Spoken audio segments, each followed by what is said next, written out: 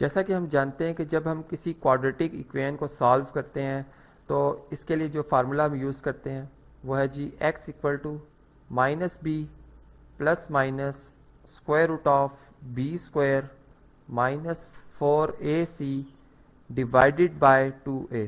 और इस फार्मूला को, जिसको कि हम क्वाड्रेटिक फार्मूला कहते हैं, इस फार्मूला की मदद से जब हम आंसर या रूट्स फाइंड करते हैं, यानी वो वैल्यूज़ जो कि इक्वेशन को सेटिस्फाई करती हैं, हम फाइंड करते हैं तो हम देखते हैं कि उनकी या वो जो रूट्स आए हैं वो किस सेट से बिलोंग करें। यानी उसमें ऐसा होता है कि बाज़ औक़ात वो रूट्स जो हैं एक्स जो है वो बिलोंग कर रहे होते हैं रियल नंबर से, और बाज़ औक़ात ऐसा होता है कि वो हमारे पास जो रूट्स होते हैं वो बिलोंग कर रहे होते हैं जी कॉम्प्लेक्स नंबर से, या फिर उसमें डिफरेंट टाइप की उनकी जो खासियत होती है, नेचर होती है, क्यों होती है, इस पर हम बात करते हैं।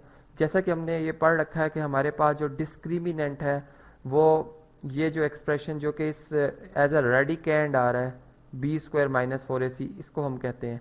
और यही जो है फ़र्क करता है एक इक्वेशन के रूट के दूसरे इक्वेशन के रूट से। तो इसको चले हम अलग कर लेते हैं कि ये हमारे पास बी स्क्वायर माइनस 4ac है। अब मैं आपको डिफरेंट एग्जांपल से समझाऊंगा कि कैसे रूट जो है वो वेरी करता है। जैसे फॉर एग्जांपल मैं यहाँ पर एक क्वाड्रेटिक इक्वेशन लिखता हूँ जो कि अपनी स्टैंडर्ड फॉर्म में है। यानी यहाँ से भी याद रहे कि आपने जो भी इक्वेशन होगी उसको स्टैंडर्ड फॉर्म में लिखना होगा और फिर उसका जो है वो डिस्क्रिमिनेंट फाइंड करना होगा। यहाँ पर अगर आप देखें तो a जो हमारे पास है वो 2 है, b जो है हमारे पास -7 है, और c जो है इसकी वैल्यू क्या है जी 1।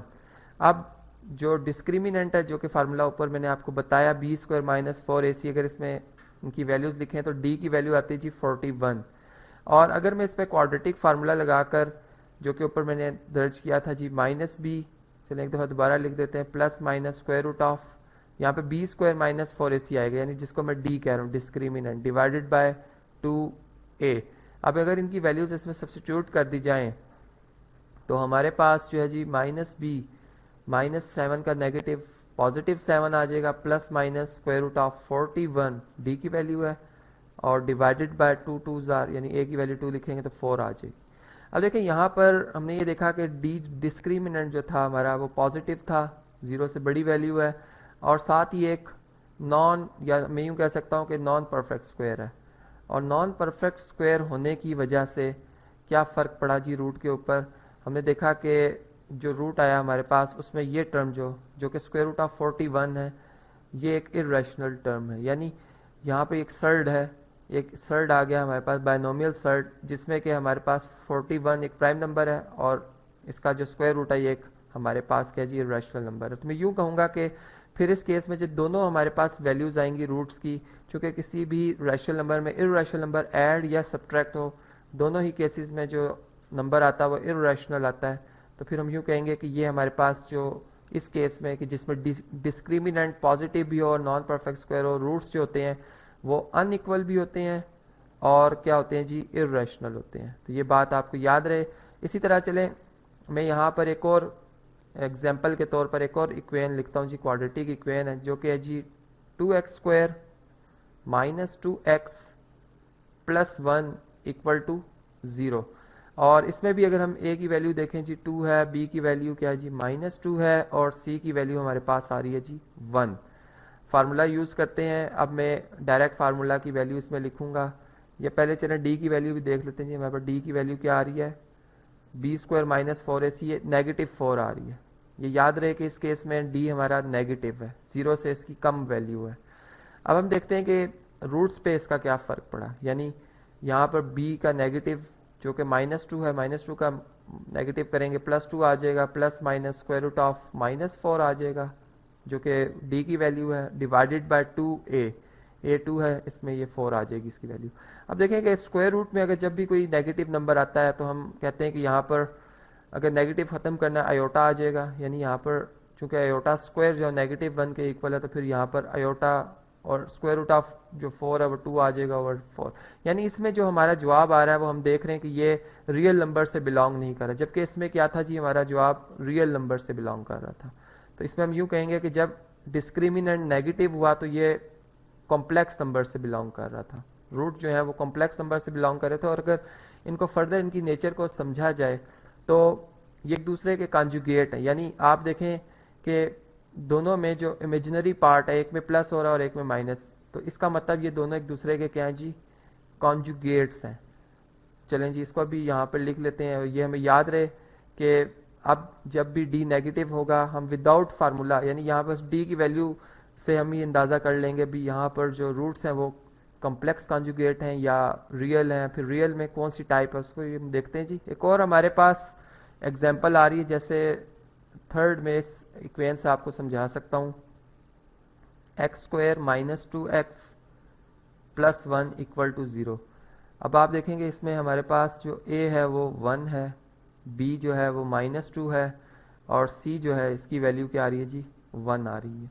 और d अगर हम इसमें कैलकुलेट करते हैं तो ये हमारे पास 0 आ जाता है। चलें अब इस केस को भी समझते हैं कि रूट्स क्या आएंगे जी। फार्मूला आप जानते हैं, -b जो कि यहाँ पर +2 हो जाएगी इसकी value, plus minus square root of d जो कि 0 है, डिवाइडेड बाय 2a।